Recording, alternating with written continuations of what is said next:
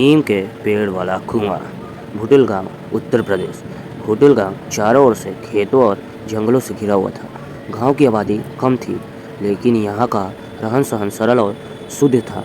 गांव के बाहर एक पुराना कुआं और उसके पास नीम का एक वृक्ष था, जिसके शाखाएं इतने फैले हुए थे कि दिन में भी लगता था कि अंधेरा है। गांव वालों का मानना था कि वहाँ एक आत्मा रहती है और हर पूर्णिमा की रात वह बाहर आती है। कुछ दिन पहले ही रमेश, जो शहर से पढ़ा था, गर्मी की छुट्टियों में गांव आया था। वह भूत प्रेत की बातों पर विश्वास नहीं करता था। एक दिन वह अपने दोस्तों के साथ चौपाल पर बैठा था। गांव के बुजुर्गों ने जब कुएं की कहानी सुनाई तो राजेश ने ठहाकर लेकर हुए कहा, भूतू। राजेश ने देखा कि नीम के पेड़ की सबसे ऊंची शाखा पर कोई बैठा है। धीरे धीरे वो परछाई उतरने लगी। पास आने पर वह देखी एक औरत झूलती हुई बाहर।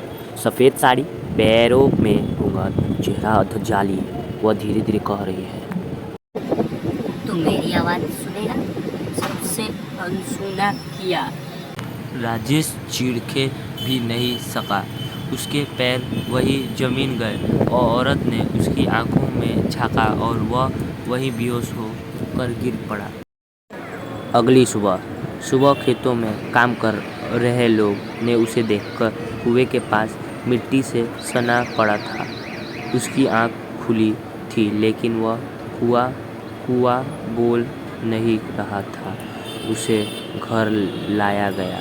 3 दिन तक वह ना खाया न बोला। चौथे दिन आधी रात को उसने अचानक जोर से चिल्लाकर वह शब्द कहा, राजेश अब ठीक है। लेकिन उसने कभी उस कुएं की ओर नहीं देखा।